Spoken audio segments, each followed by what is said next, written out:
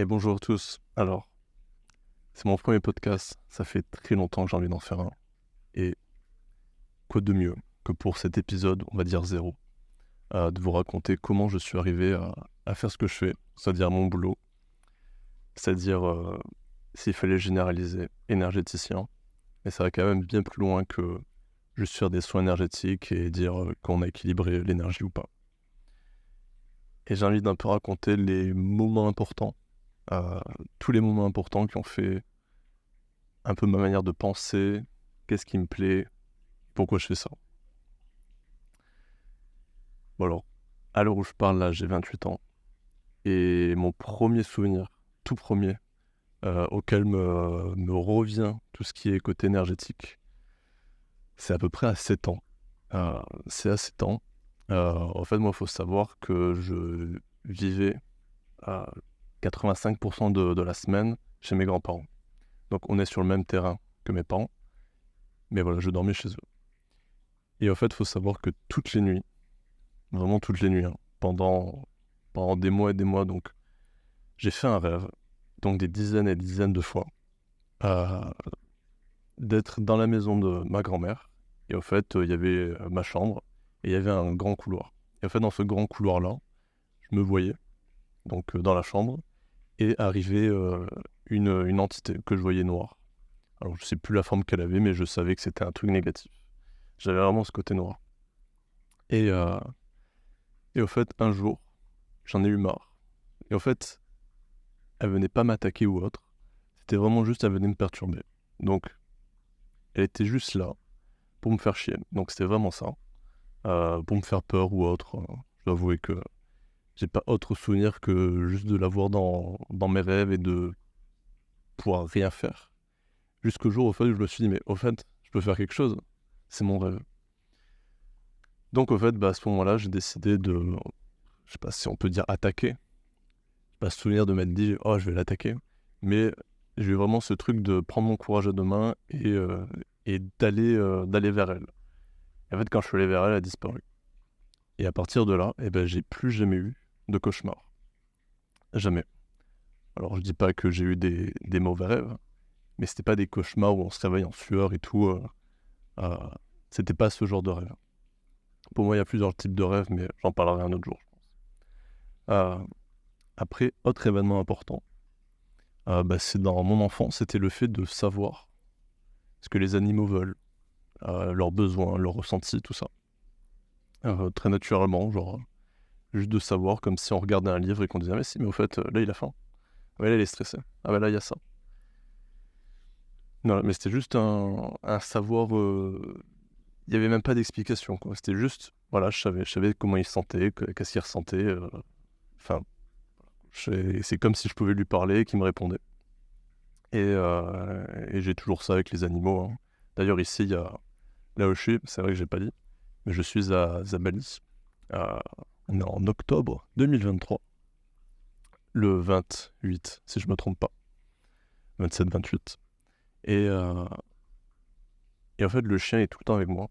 Et les personnes qui ont ce chien, mais c'est la première fois qu'ils voient le chien autant enjoué de voir quelqu'un. Et en fait, le chien, c'est normal parce que il aime bien être avec moi, parce que moi, je le frappe pas, apparemment. Parce qu'apparemment, il se fait beaucoup frapper. Et par les gens qui viennent dans le Airbnb. Euh, alors, je sais pas trop pourquoi. Et en fait, voilà, il est tout le temps avec moi. Donc là, je viens de faire un appel avec quelqu'un. Et en fait, il est vraiment venu se coller à moi. Que juste, genre, voilà, il kiffe être avec moi. Et là, il attend devant ma chambre. Voilà. Donc ça, c'est drôle. Et d'ailleurs, il m'a dit qu'il voulait que je lui fasse un soin. Donc je lui ferai après. Donc voilà. Après, autre événement important aussi. J'avais 15 ans. J'ai fait un rêve où, au fait, j'ai vu mon grand-père mourir d'un accident de voiture. Et en fait, pour moi, c'était juste un rêve. Je me suis dit, voilà, je suis très proche de mon grand-père, je l'aime beaucoup. Du coup, j'ai peur qu'il meure, et donc du coup, je fais un rêve où je symbolise ma peur, tout ça. Mais vraiment, c'est quelque chose qui me lâchait pas, alors que j'ai pas une peur, bon voilà, il y a un moment, ça passe, ok. Et en fait, il y a vraiment ce côté où je savais pas que c'était de la voyance. Euh, C'était vraiment un rêve où ça m'a trop marqué, en fait. Ça m'a trop marqué. Et en fait, le fait de savoir que moi, j'allais pas mourir, aussi en voyance, mais bon, j'avais vraiment la certitude que j'allais pas mourir. Alors après, effet de jeunesse ou pas, j'en sais rien. Mais il y avait vraiment ce truc où genre, dès qu'il prenait la voiture, si j'étais avec lui, bah, je savais qu'il allait pas mourir. Parce que j'avais pas de notion de date. J'avais juste la notion qu'il allait mourir d'un accident de voiture. Et mon grand-père, faut savoir qu'il avait 3 voitures. Il me semble, ouais, 3 voitures. Et je lui disais toujours de changer une seule, alors qu'il avait une jolie voiture et 2 pourries, on va dire. Et en fait, les 2 pourries, il y en a une qui était vraiment pourrie, qu'il utilisait tout le temps, tout le temps. Et la troisième, qu'il utilisait quasiment jamais, bah, c'est celle-là que je lui disais de changer. Parce que j'avais vu qu'il allait mourir dans celle-là. C'était une Twingo 1, donc zéro sécurité, c'est une boîte de conserve. Tu tapes à 20 km/h, t'es mort. C'est un peu ça l'histoire. Et en fait, à partir de ce moment-là, je l'ai pris tout le temps en photo. Parce que j'avais vraiment cette sensation que, ouais, en fait, il allait mourir bientôt. Et donc arrive 3 ans plus tard. Et effectivement, alors, du jour au lendemain, accident de voiture. Et j'ai pas été surpris. Bon, j'étais très triste évidemment. Mais j'ai pas été surpris de savoir ça. Parce qu'en fait, j'ai juste revu ce que j'avais vu dans mon rêve. Ben voilà. Donc il y a eu ça, là j'avais 18 ans. Et après, autre moment important, c'est quand j'ai commencé, on va dire. Parce que tout ça là, c'était des moments tout simplement éphémères, on va dire. C'est-à-dire que ça, voilà, ça arrive une fois, ça marque, mais voilà, pas trop. Il y a sûrement d'autres choses, mais j'ai pas de souvenir. Euh, mais j'ai pas de souvenir. Si, il y a aussi, si, il y a quelque chose. Euh, J'étais au collège et en fait, tout le monde me disait que quelque chose allait arriver. Alors je sais plus c'était quoi. C'était un rapport avec des notes ou un événement ou quelque chose comme ça. Et en fait, je disais à tout le monde non, en fait, ça va pas arriver. Et, euh, et tout était fait en sorte que ça allait arriver. Et je sais pas s'il y a le côté pouvoir influencer mentalement. En fait, l'événement s'est pas fait, mais je sais plus trop pourquoi. Je dois avouer, je me souviens plus. Et j'en souviens vraiment plus.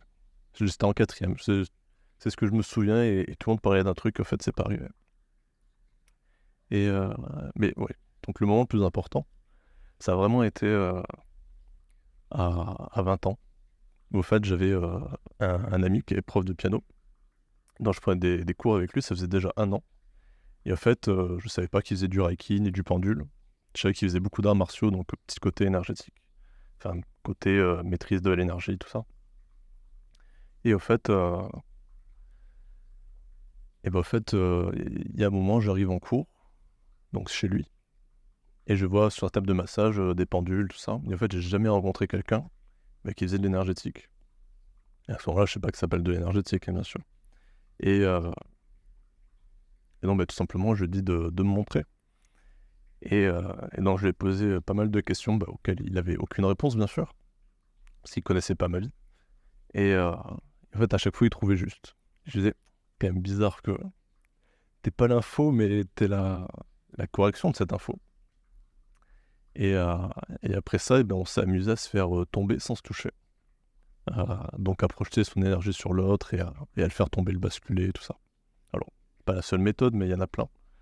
Mais là, on a fait comme ça. Et j'arrivais plutôt bien.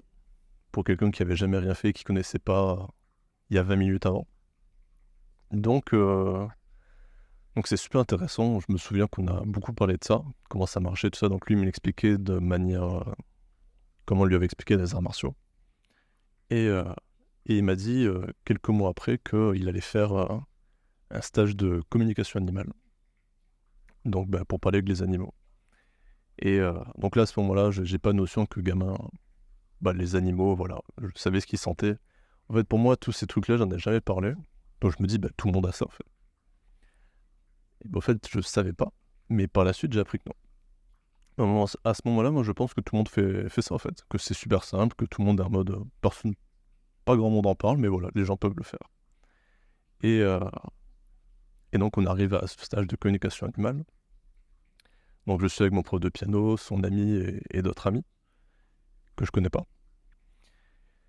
Et au fait, ben, on commence donc tranquillement, voilà, on nous donne des images d'animaux et on doit dire ce qu'on a dessus. Ça peut être n'importe quoi, autant émotionnel, peut-être des visions, des sensations, tout ça. Et, et je revois encore tout le monde écrire quelques mots. Moi, vraiment, à chaque fois, plus ça va, plus on fait des communications, plus j'écris de choses. Et il n'y en a qu'une seule qui m'a vraiment marqué, c'est la seule que j'ai pas oubliée. Où j'ai vraiment écrit quasiment une feuille blanche. Je dis quasiment, donc ça devait être à 70% de la page. Et en fait, j'ai écrit trop de choses. J'ai écrit vraiment trop de choses. Et il y avait vraiment ce truc où même moi, j'y croyais pas. Je me disais, c'est pas possible. Non, mais là, je fais qu'inventer. Je suis en train de dérouler une histoire et c'est moi qui invente. Donc, je voyais qu'il s'était fait piquer par des insectes, à quoi il jouait, comment la maison elle était, que ses maîtres allaient se marier et qu'ils avaient loué une voiture décapotable américaine, bleue, qui était super content. Ses maîtres, je sais plus ce qu'ils faisaient comme boulot, mais voilà, ils m'avaient montré un peu leur boulot. Et, et après, on appelait donc les gens qui avaient ces animaux. Et en fait, bah, je dis ça, je raconte ça au maître du chien. Et en fait, j'entends un silence. Donc je me dis, ah, peut-être qu'ils sont en train de me dire que je suis vraiment un allumé et que je raconte n'importe quoi. Et en fait, ils se font juste choqués à chaque fois, ils me disent, mais c'est le chien qui vous dit ça? Je dis, bah écoutez, je sais pas si c'est le chien, mais en tout cas, bah, j'ai vu ça. Et ils me disent, bah oui, on a loué une voiture décapotable, bleue, américaine, on va se marier. Il s'est fait piquer par un insecte il y a 2 semaines. Et en fait, elle me confirme que tout ce que j'ai écrit est juste. Donc ça, c'est assez fou. Donc là, c'est un peu la première fois où je me dis, ah putain, donc il y a vraiment un truc super fort qui existe. Et, et donc bah, par la suite, je fais pas plus. Je fais pas plus de communication animale. Je me souviens, à ce moment-là, je passais des concours. Et j'étais parti à Lille. Et en fait, le concours, je l'avais fini 1 heure à l'avance. Mais on pouvait pas sortir. Et en fait, pendant 1 heure, et ben, au lieu de prendre des photos et se connecter par photo, et ben, en fait, je me connectais par mémoire à des animaux que je connaissais. Et avoir des infos. Et donc, j'écrivais des choses, mais je me disais, voilà, c'est peut-être mon mental qui me fait dire... c'est peut-être mon fadal qui me fait dire qu'au fait... et ben, au fait, j'écris des choses, quoi. Donc, à un moment, je m'étais connecté à un chat qui aimait beaucoup le foie gras, le saumon, le jambon. C'était un peu un chat de luxe. Et qui faisait pas grand-chose de sa vie, qui s'ennuyait un peu. Et je me disais, non, mais peut-être que je le connais, et vu que je l'ai déjà vu manger tous ces produits, peut-être que voilà, c'est mon mental. Donc je fais pas plus, et après par la suite je me disais, mais au fait, ça a l'air sympa quand même les soins énergétiques. Et donc, eh ben, mon prof de piano faisait du Reiki. Donc à ce moment-là, je suis intéressé, j'ai dit, ça peut être très cool de commencer ça. Et ayant toujours eu envie de travailler, on va dire, dans le côté médecine, à aider les gens, soigner les gens, ben moi ça m'a attiré tout de suite. Et donc j'y suis allé. Donc j'ai passé mon premier degré. Et en fait, j'ai été énormément déçu, mais d'une force. Au fait, moi je pensais qu'il y avait plus que juste poser des mains et mettre une intention. En fait, le Reiki, c'est que ça. Donc c'est très ennuyant. Donc si vous faites du Reiki, désolé, mais moi ça m'ennuie. C'est très bien, hein, mais je trouve ça trop limité. Et en fait, toutes les pratiques, je les trouve limitées, vraiment toutes. Il n'y en a pas une qui n'est pas limitée. Et on va dire le chamanisme, mais les personnes qui pratiquent le chamanisme le pratiquent d'une manière limitée, je trouve. Alors que le chamanisme, c'est si vaste. Mais voilà, les gens, ils font un tambour, 3 plantes et c'est fini. Bon, je généralise bien sûr, mais avec tous les gens que j'ai vus, j'en tire un profil comme ça. Quand j'ai tous les gens que j'ai vus, je sais pas, on doit être à peu près à 2000 personnes, à peu près. Sur 8 ans, ça fait 8 ans que je fais ça. Donc ouais, voilà. Et donc je passe mon 2e degré. Et autre moment important aussi, donc là on est en 2016, me semble-t-il, ou 2014. Non, on est en 2016. Pardon, oui, tout ça c'est en 2016. Et donc en 2016, il y a l'attentat à Nice, si je me souviens bien, du 14 juillet. Et le 15 juillet, il y a une soirée Reiki, donc chez ma maître Reiki, celle qui nous enseigne. Et en fait, donc j'y vais. Et, et en fait, à ce moment-là, il faut savoir que moi, je suis pas du tout ancré. Et en fait, j'ai pas envie. Voilà. J'ai juste pas envie de m'ancrer. Donc voilà, à ce moment-là, j'étais beaucoup trop bête. Et, j'arrive et je vois la maison, franchement, super belle énergie, voilà. Ouais. C'est super bien, tout le monde est haut, c'est très cool. Et, donc voilà, donc on commence le soin. Et donc on fait un premier soin, on est à peu près 2 ou 3 à faire le soin sur une personne. Et, en fait, à ce moment-là, je vois comme si on me faisait ça sur l'épaule. Donc je me retourne et je fais bon, mais à personne. Parce que je me dis peut-être qu'on me fait une blague. Et je dis bon, je continue le soin. Et puis j'ai la sensation. Puis je me retourne et je me dis bizarre quand même. Et, en fait, à ce moment-là, je me dis bon, c'est bizarre, c'est peut-être un truc invisible qui essaie de me toucher. Donc je vais essayer de me connecter à cette sensation. Parce que bah voilà, toute information que vous avez, vous pouvez connecter dessus et voir qui est au bout de les lignes. Et, en fait, bah, à ce moment-là, je me rends compte que c'est une famille qui est morte lors de l'attentat de Nice. Donc c'est 2 parents et un enfant. En fait, ils ont pas conscience qu'ils sont morts. Ça a été tellement brutal qu'ils n'ont pas conscience. Et donc à ce moment-là, je leur explique. Donc là, c'est la première fois que ça m'arrive consciemment de faire ça. Et donc là, je les accompagne, on va dire, à la lumière. Vu que moi, on m'a toujours dit, voilà, faut amener à la lumière. Je dis, bah ok. Bon, bah, si mentalement je pense aller à la lumière, techniquement, je les amène. Et j'ai fait ça. Sauf qu'en fait, en les accompagnant, moi, j'y suis allé avec eux. Donc à ce moment-là, j'étais parti très très loin. Très très loin. N'étant pas ancré. Alors, c'était pas très loin maintenant avec le recul, je vais quand même beaucoup beaucoup plus loin. Mais à ce moment-là, j'allais très loin vu que j'étais pas ancré. En fait, c'est vraiment sorti, je vais pas dire que totalement, mais il restait vraiment le minimum dans le corps. Et en fait, à ce moment-là, je me sens vraiment super léger et j'ai froid, mais j'ai super froid et j'ai les yeux qui me brûlent, mais énormément. Et en fait, je vais même jusqu'à aller dans la cuisine, dans le lavabo, à mettre de l'eau froide sur mes yeux. Et en fait, ça passe pas. Et donc, à un moment, j'accepte le fait que j'ai les yeux qui brûlent. Et je vais m'asseoir sur le canapé et je suis vraiment complètement stone. Et il y a une personne qui vient me voir et qui me dit ça va? Et ça va. Je suis vraiment pas là. Je suis à l'autre bout du monde. Et un peu sur un autre monde, mais à l'autre bout d'un autre monde. Et, en fait, à ce moment-là, ils faisaient un soin sur quelqu'un qui avait une sclérose en plaques. Et ils étaient tous dessus. Euh, et là, le fait de le causer quand on est très très haut, en fait, c'est très simple de voir les énergies. Et en fait, à ce moment-là, je vois toutes les énergies de tout le monde qui se mélangent dans le soin, tout ça, toutes les choses qui bloquent, je les vois. Et en fait, c'est vraiment super fluide de voir ça. Et bon, je suis carrément shooté et je mets quelques jours à redescendre après qu'elle m'ait ancré. Donc voilà, ça c'est un peu les premiers points. Donc voilà, après, autre moment important, à ce moment-là, je voyais quelqu'un qui était un chaman, euh, qui... En fait, oui, disons que j'arrivais à faire beaucoup de choses, très simplement. Donc à ce moment-là, je n'ai pas conscience de ce que j'ai. Hein. Je me dis juste, bon ben voilà, tout le monde peut le faire. Et en fait, non, pas du tout. Je me rends compte que les gens sont jaloux de moi, de ce que je fais, de la facilité avec laquelle je le fais, et l'aisance aussi avec laquelle je fais.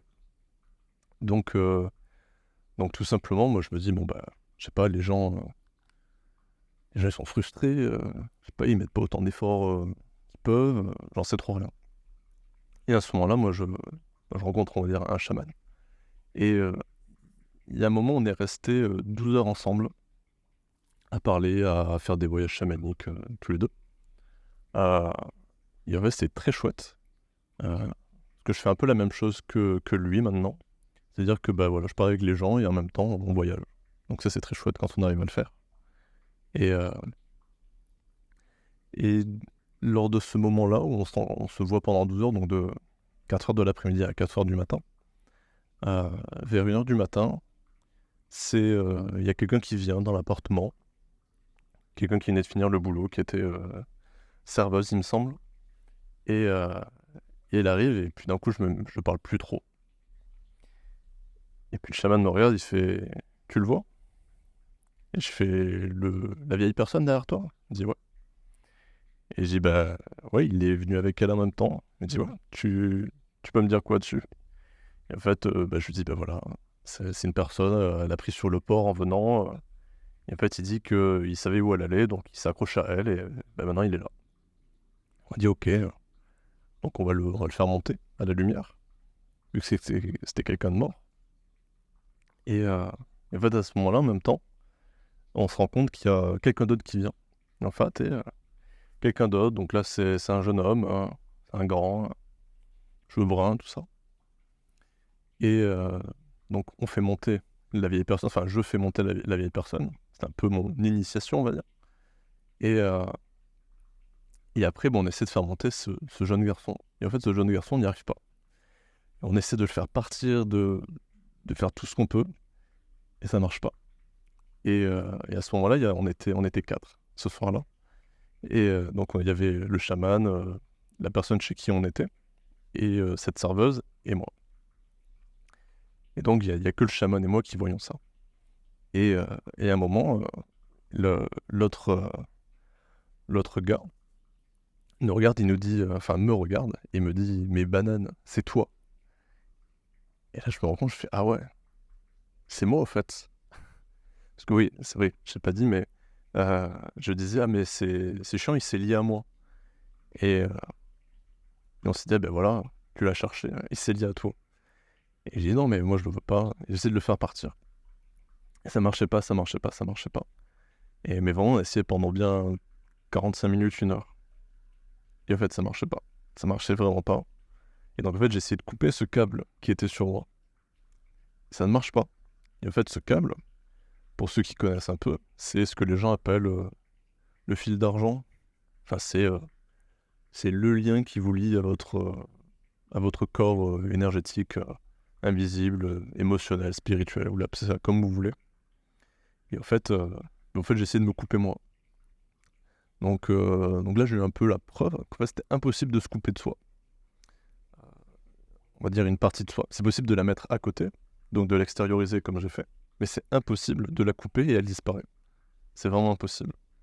Donc tous les gens qui ont peur, de quand ils font des voyages astrales ou qui sortent une partie de leur énergie, oh là là, de se faire, envahir par d'autres entités ou autres.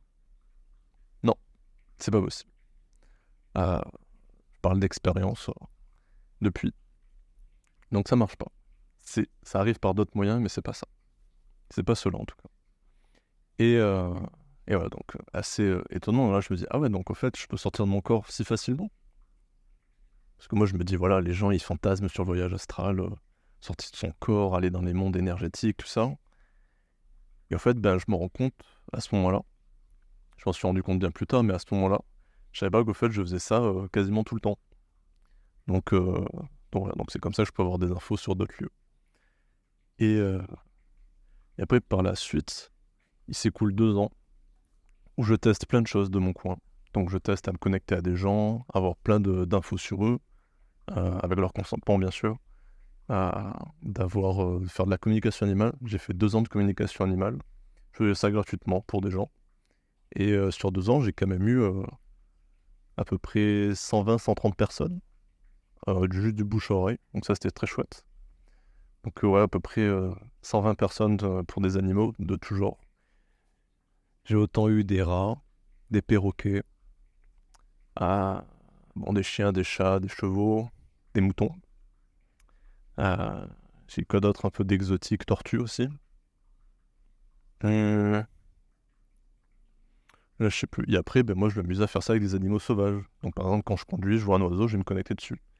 Et en fait, c'est d'essayer de se connecter le plus rapidement possible à chaque fois.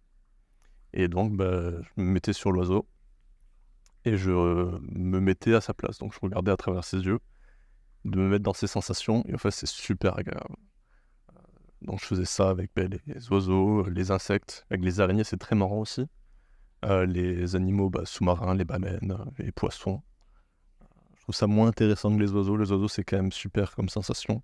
Et l'araignée, il y a une agilité, assez incroyable quand on se connecte dessus. Donc voilà, je me suis amusé ça pendant 2 ans, en faisant des soins aux animaux, me connectant. Euh, Faut savoir aussi que le 1er janvier 2000, non, j'allais dire une autre année, 2017, je me dis, ok, je vais me faire ma voyance à moi, et pour toute ma vie. Et donc ça aussi, ça m'a marqué. Enfin, ça m'a marqué maintenant, mais au moment où je l'ai vu, je me suis dit, bon, ben on va attendre que les années passent. Donc maintenant, j'ai 8 ans de recul, donc les années sont passées. Euh, Non, mais ça, j'en parlerai à un autre moment. Je- J'en ferai un autre podcast. Ça sera peut-être le numéro 1 sur la voyance, parce que la voyance, c'est quelque chose qui me casse beaucoup la tête. Donc ouais, ça sera l'épisode 1, donc au prochain. Parce que ouais, c'est trop long, sinon je vais trop divaguer. Donc voilà, j'ai fait cette voyance-là, qui m'a beaucoup marqué. Et maintenant, avec les années, bah, je me rends compte que je ne me suis pas trompé. Donc, donc c'est bien d'un côté, parce que c'est quand même une belle voyance que j'ai eue. Et, euh, et par la suite, ouais, pendant 2 ans, vraiment, je m'amuse, je teste des choses. Je fais une rencontre un jour. C'était pendant la coupe, c'est quoi, l'Euro, le mondial de foot d'Euro 2016. Donc moi, je regarde pas le foot, mais à ce moment-là, voilà, j'avais des amis, ils m'ont dit, mais viens. Et je fais, bon, je viens, même si j'ai pas envie. Et donc, il y a quelqu'un de mon village, donc je le prends en covoiturage et on parle un peu de tout ça. Et au moment de le ramener, il y a des geckos qui se battent. Au moment de le ramener même pas chez lui, sur un parking, il commence à me parler de son ex-copine, de voir si je peux me connecter à elle, tout ça, pour savoir si j'ai des infos. Et en fait, je me connecte dessus et j'ai plein d'infos, donc des moments où... euh, donc j'avais carrément eu des dates, c'est vrai, des dates auxquelles ils se sont vraiment engueulés. Et en fait, je voyais tout. Quand je dis tout, c'est autant ça, leur appart, comment ils couchaient, comment ils vivaient. En fait, je voyais tout. Et je lui ai tout raconté, et vraiment, on était choqués. Moi, le premier. Parce que, au fait, moi, je disais des trucs. Bon, voilà. Je parlais de tout ce qui me venait. Et au fait, il me dit, ouais, mais c'est ça. Et à chaque fois, il m'a dit, oui, c'est ça. Et donc, c'est assez choquant quand vous connaissez pas la personne et que vous racontez sa vie. Voilà. Ça, c'est très bizarre. C'est la première fois où je faisais ça avec quelqu'un, parce que normalement, je fais ça avec les animaux. Et là, c'était vraiment avec quelqu'un, quoi. Ah, voilà. Et donc, ouais, pendant 2 ans, c'est cool. Et à un moment, ben voilà, je suis en études et je suis pas bien. Je suis pas bien parce que ça m'emmerde. Les gens m'emmerdent. Les études, ça va pas assez vite. C'est lent. Et je m'ennuie. Voilà. Je m'ennuie, donc je me souviens avoir fait mon premier semestre. J'y allais tous les jours en cours, tout ça. Premier examen qui passe, j'ai fait, ah, mais en fait, c'est si simple. Je vais plus aller en cours. Ouais. J'y allais, mais que dans les cours importants, qui étaient vraiment importants et intéressants, un peu complexes, tout ça. Donc les cours faciles, j'y allais plus. Notamment les cours de cuisine que je séchais, car j'allais grimper avec des amis en falaise. Voilà. Et, et au fait, ben, alors là, je suis pas bien, tout ça. Et donc je continue de voir cette personne qui est ma maître Reiki, voilà, avec qui parfois je fais des soins. Et à un moment, voilà, on fait un soin. Et elle me fait, il faut que tu partes en voyage. Il faut que tu partes, voilà. Il faut que tu prennes l'air, t'es trop dans les études là. Et parce que ça faisait la 3e fois que je me réorientais. Et ça me plaisait pas. Parce que voilà, le diplôme que j'allais avoir n'était pas reconnu, quoi. Donc voilà, quand j'ai appris ça, autant vous dire que bof. Et quand je vois que le BTS diététique a 30 ans de retard, on va dire que j'ai dit que j'aurais honte d'avoir ce diplôme. Et, euh, et je le pense toujours. Donc bien fait de pas l'avoir. Parce que vraiment, j'ai entendu des aberrations, vous pouvez pas savoir. Sur des gens qui travaillaient dans des cabinets d'oncologie, euh, dans des nutritions pour les gens cancéreux. Dire des dingueries, mais je passe. Et, euh, et ouais, donc à ce moment-là, voilà, je vais à Cultura, donc magasin. Voilà, enfin voilà. Si vous connaissez pas Cultura, c'est un magasin de plein de trucs. Autant de musique et des livres, il y a plein de choses. Et Et puis voilà, je vais sur la boutique des livres de voyage. Et je regarde tous les livres. Moi, j'aime beaucoup y aller. Bon, après, je suis à Bali et avant, j'étais au Moyen-Orient. Et en fait, il n'y a rien qui m'attire. Il n'y a rien qui... Il n'y a aucun livre qui m'attire. Alors, je sais pas, j'aurais envie de voyager partout. Et je me dis, merde, quand même, c'est bizarre. C'est quand même bizarre. Et je me dis, bon, mais il n'y a pas de livre. Et puis, je commence à repartir et je vois un tout petit livre, tout petit, où il y a écrit Bali. Et je suis à Bali. Donc, à ce moment-là, on est en 2018. Donc, Bali, c'est hype. Mais c'est pas autant overhype que maintenant. Moi, je dis ça alors que j'y suis. La blague. Et, mais je fais pas le touriste comme tous les touristes qu'il y a ici. Et, et au fait, je dis putain, c'est là-bas. C'est là-bas qu'il faut que j'aille. Et en fait, bah, vient, on va dire, un arc supplémentaire qui est mon voyage à Paris. Et donc, ce voyage à Paris, je rencontre quelqu'un. Enfin, avant de partir à Paris, je me dis, ok, il faut que je parte à Bali pour une raison. Et je tape stage énergétique à Bali. Et je tombe sur quelqu'un, je l'appelle et je dis, voilà, est-ce que vous refaites un stage à Bali? Il me dit non, mais on parle pendant 1 heure ou 2. Et il me dit, bah écoute, si un jour tu passes à Paris, bah, passe me voir. Et donc, je vais à Paris parce qu'à ce moment-là, ma copine habite à Paris, enfin, sur une bordure de Paris. Donc cette personne que je parle était à La Défense. Et moi, j'étais au bout du RER A, donc à l'opposé. À ce moment-là, je suis très craintif de prendre les transports en commun, j'ai horreur de ça. Tout mon collège, j'ai pris les transports en commun et j'ai vraiment horreur. Tout le temps en retard, tout le temps des problèmes, c'est horrible. Donc j'ai décidé d'aller en voiture. Quelle erreur. La voiture, j'ai mis 2h30 au lieu de 40 minutes. Parce que c'était les bouchons. Et donc voilà, j'arrive. Et puis on parle pendant 1 heure, 2 heures, 3 heures. Et puis il me dit, bah écoute, reste manger. Je dis, ok. Et donc là, on part. Voilà, il me parle de qu'il fait des stages. Ça fait longtemps qu'il fait ça. Ça fait à peu près 25 ans qu'il pratique. Donc il fait des soins, tout ça. Et donc à ce moment, bah, il me dit, viens, on va chercher une pizza. Et en allant chercher la pizza, il y a eu un accident de scooter. Donc un scooter, voilà, qui s'était renversé. Et sur le bord de la route, il y avait déjà l'ambulance, tout ça. Puis on passe, puis moi je le regarde, la personne qui a eu l'accident. Et je me connecte à lui et je fais, oh bon, ça va, il n'y a pas grand chose à faire. Il n'y a rien de cassé, juste gros bleu, des coups, torticolis, mais après ça, ça va. Il n'y a rien de... pas danger. Puis il me regarde comme ça, il me dit, mais tu t'es connecté là sur lui? Et je dis, ouais. Il dit, mais comment? Je dis, bah, je l'ai regardé. Et en fait, c'est vraiment à ce moment-là, il m'a dit, il faut que je travaille avec lui, parce que je lui ai dit d'une telle normalité. Il a dit, c'est trop rare les gens comme ça. Donc il a voulu travailler avec moi.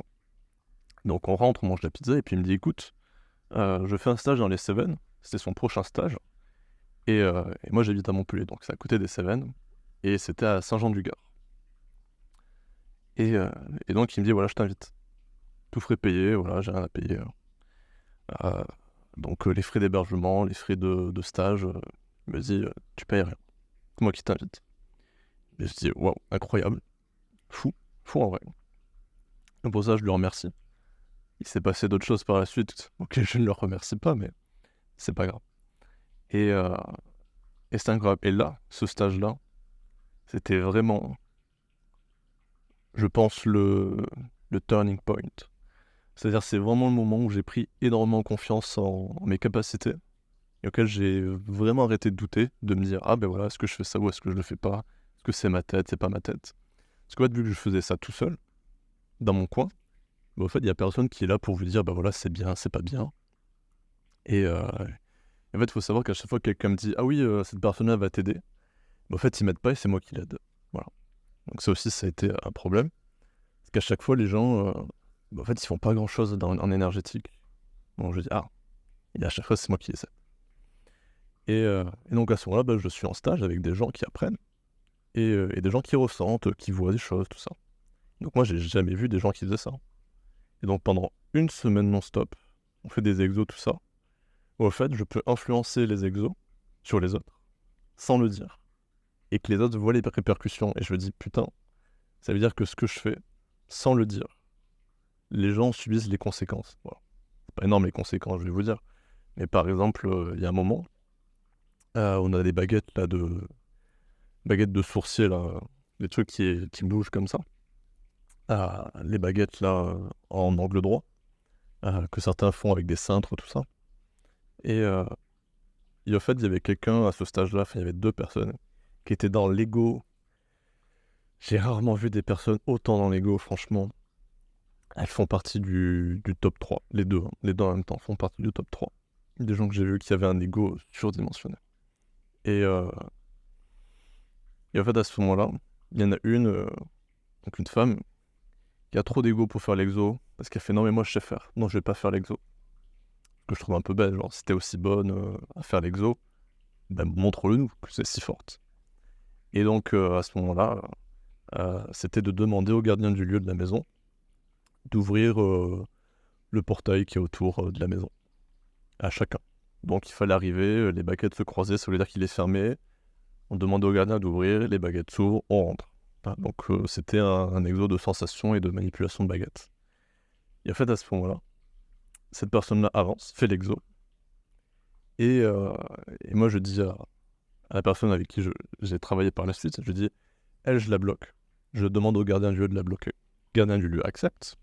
En fait, elle arrive et ça s'ouvre pas. Donc avant elle, il y a eu 5-6 personnes auxquelles ça s'ouvre à chaque fois. Et en fait, elle, ça s'ouvre pas. Et donc là, moi, je rigole un peu. Je rigole un peu jaune parce que genre, je la vois qui s'énerve et qui dit: «Putain, pourquoi avec moi ça marche pas? C'est pas normal».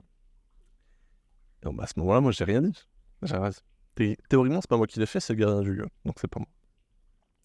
Et je trouve ça très drôle et à la fin, je dis: «Bon, ouvre, mais ouvre extrêmement lentement». Et les baguettes, elles s'ouvraient très, très, très, très doucement.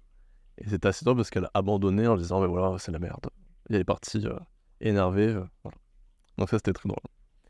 À ce moment-là aussi, je me rends compte que je vois l'invisible. C'est-à-dire que, on part en forêt et en fait, ils me disent: «Bah, voilà, écoute, tu vas être nos yeux et nos oreilles, on bouge en forêt et tu nous dis, ce que tu vois». Et j'ai dit: «OK, je vais essayer de faire ce que je peux». Parce qu'à ce moment-là, j'ai pas conscience que je le vois. Ou j'ai pas confiance, je sais plus ce que c'était. Et donc on passe, le chemin de la forêt, voilà, je vois rien.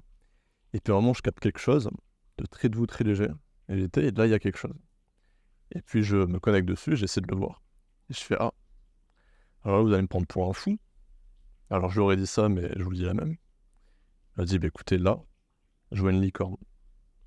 Et je dis: «Elle est rose, elle est comme ça, quand je la touche, j'ai ça comme sensation».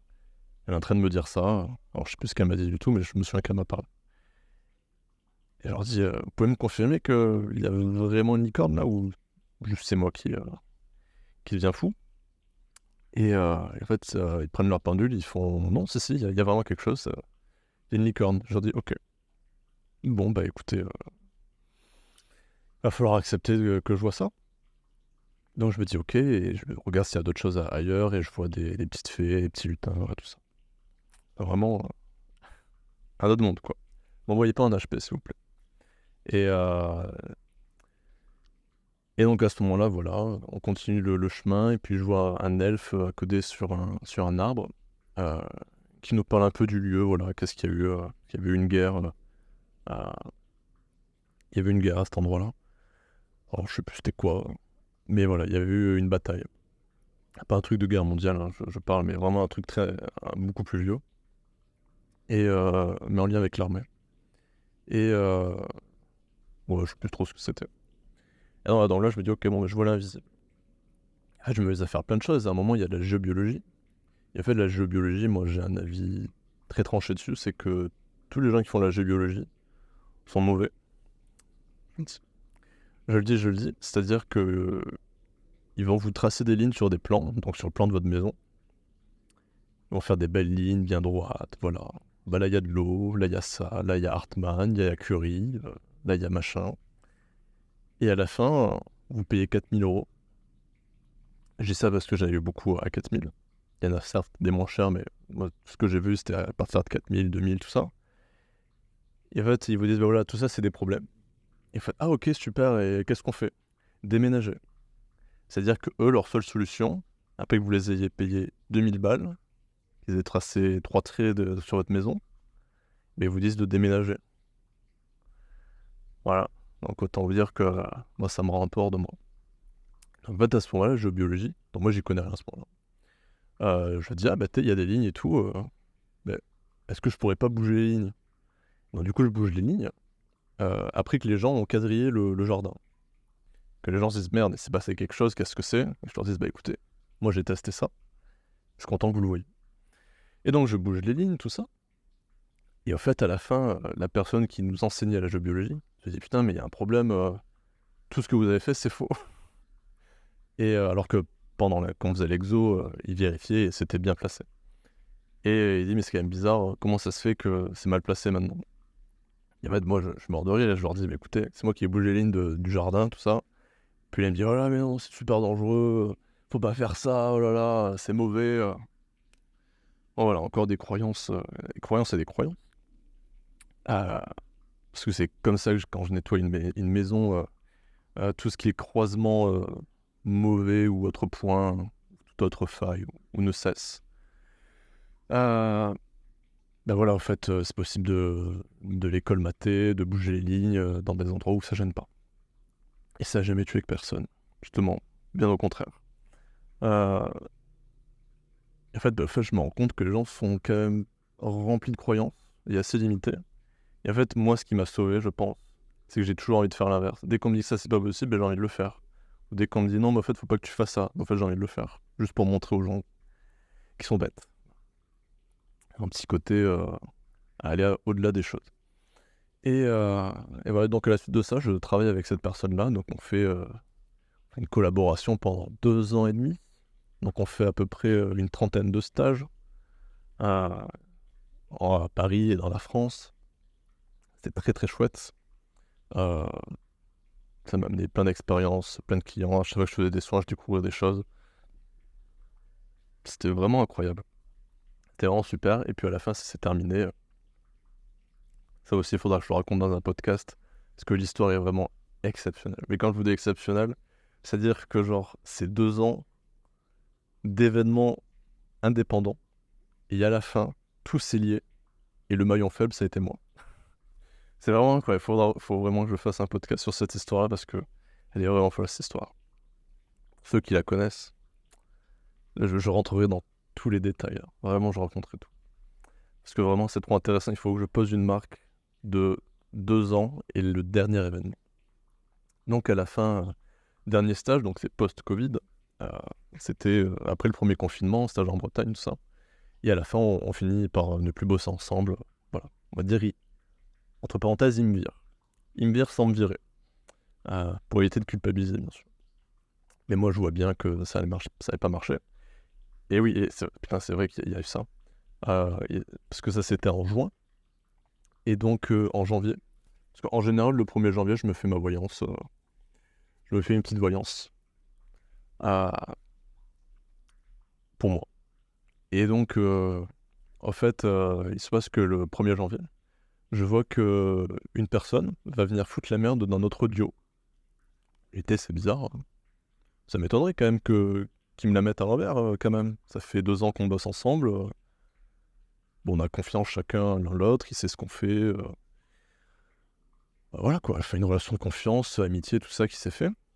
Et en fait, je me rends compte que cette troisième personne-là, on la connaît déjà.